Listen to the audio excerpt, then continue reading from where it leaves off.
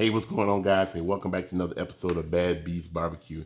Hey, we're doing a simple cook today. We're going to be cooking some St. Louis spare ribs in the old pit barrel cooker, okay? We're going to be going outside and setting up the pit barrel cooker. I already got the charcoals down in the basket. We got some maple wood chunks down in there to add just a little bit of sweetness to the cook. And we're going to fire that bad boy up as soon as we finish seasoning these ribs here, okay?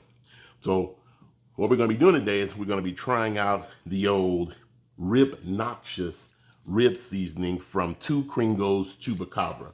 You guys have seen a previous video where I bought an entire sample box of Chupacabra seasonings, and so we're going to be trying the Ribnoxious out today, okay? I'll put an iCard up here if you guys are interested in seeing our first cook with the Chupacabra seasonings, okay? But today we're going to be using the Ribnoxious seasoning. It says it's Chupalicious, okay?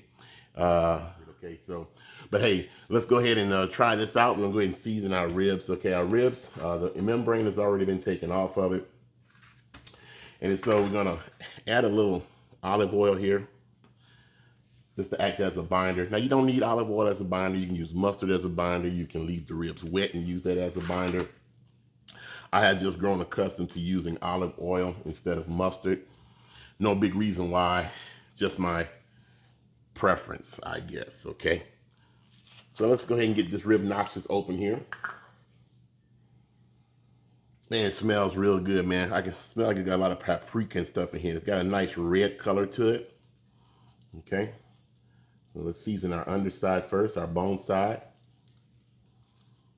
All right, and definitely want to get the edges.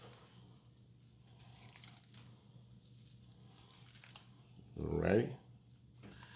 We're gonna flip her over and we're gonna hit it on the meat side. All right. So we're gonna be cooking these, like I said, in the PVC. Should take anywhere from 4 to 5 hours, just depending on the heat of the PVC. It's a nice warm day outside, so there's no environmental restrictions that are preventing the PVC from getting up to temp. So we should be good to go in that regard, okay? I do have the PVC itself elevated based on a modification video that I did. I found another base that would elevate it a couple of feet so that I don't have to bend so far down to put the charcoal in or to put the food in. And I also elevated the charcoal basket, maybe about 3/4 of an inch. So we'll see how that works out also, okay? I'll put the iCard up here if you guys are interested in that modification video, all right? All right, so we got our ribs seasoned. We're gonna go to the second bone here. We're gonna throw our hook in there, like so. And now we are ready for the PVC. So we're gonna let these hang out here and let this rub get happy. And then let's go on outside and get the PVC fired up and get ready for these ribs.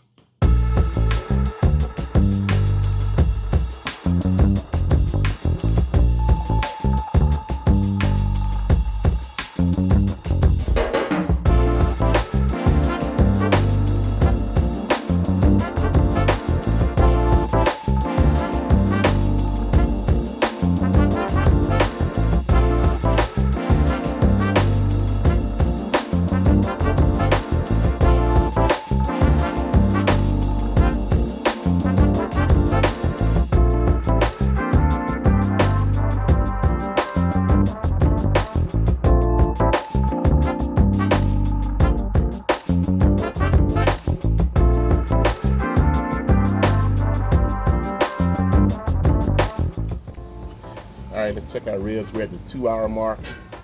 Put this on side, like they're getting a little dark. Might have to go ahead and foil these. I don't want them too dark.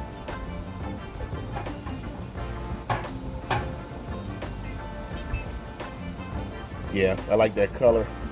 I think we're gonna go ahead and foil these up. So I'm gonna put them back here until I get the foil ready. So, all right.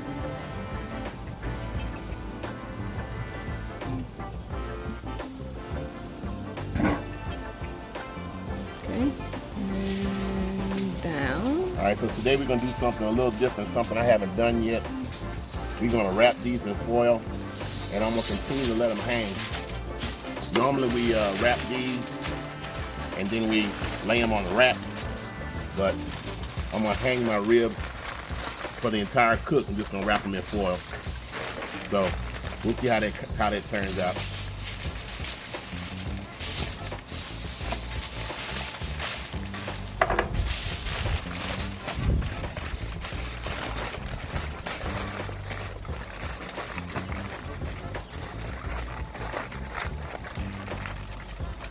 Whoops.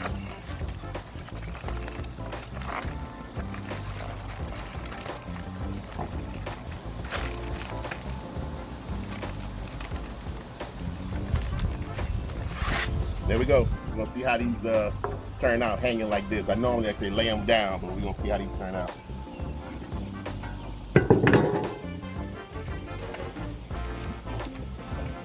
All right, there we go.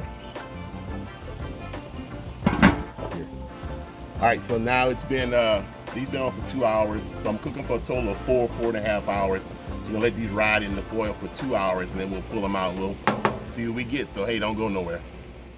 All right guys, so our ribs have been on for 4.5 hours now. So we're about to pull them off and see what we got here, okay? So.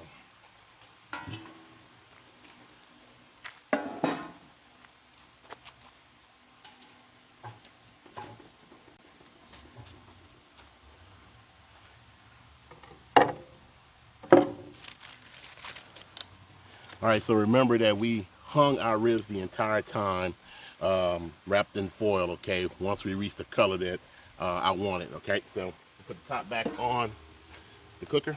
All right, and I'm gonna bring you close up so you can see me unwrap the ribs. All right, let's go ahead and unwrap our ribs.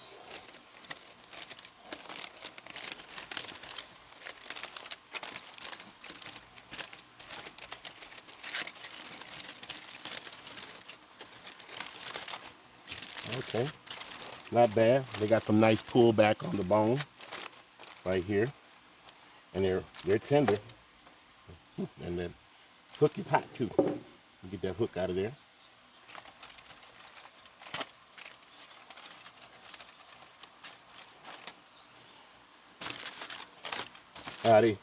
They so tender you probably don't even need a knife to cut them. Okay. All right, so let's go ahead and have a taste test.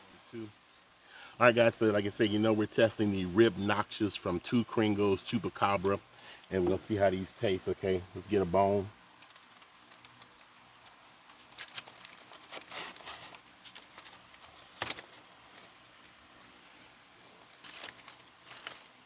Pretty hot. Got a nice smoke ring on here, so this PVC definitely does a great job with the smoke ring. Let me wipe my face a little bit, man. It's hot out here. It's probably about 90 degrees out here today. So, and of course, I'm wearing all black, so duh. But all right, so let's have a taste.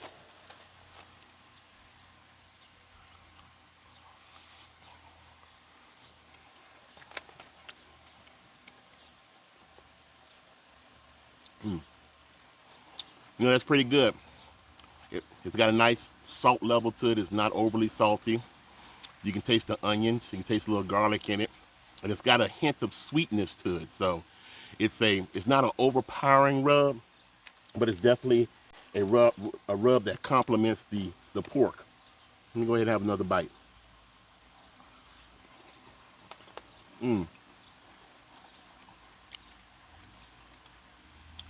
Would I add anything to it? Maybe a little more pepper or a little bit more heat, okay? I like my ribs with a little bit of kick on the back end, and this rub doesn't have much kick, but it is a nice savory rub. Got a little sweetness to it. You can taste the garlic, you can taste the onion, and it's not overpowering when it comes to salt content, okay? Well, that's all we got time for. If you guys are interested in buying some of these two Gringos Chupacabra rubs, I'll put a link down in the description block and down here at the bottom of the screen.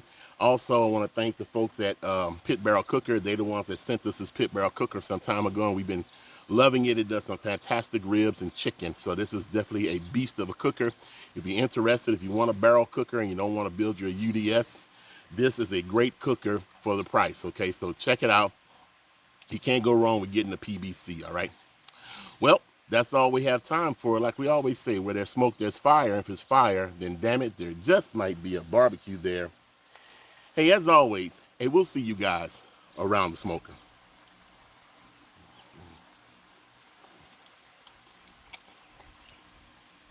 Smoky and tender ribs.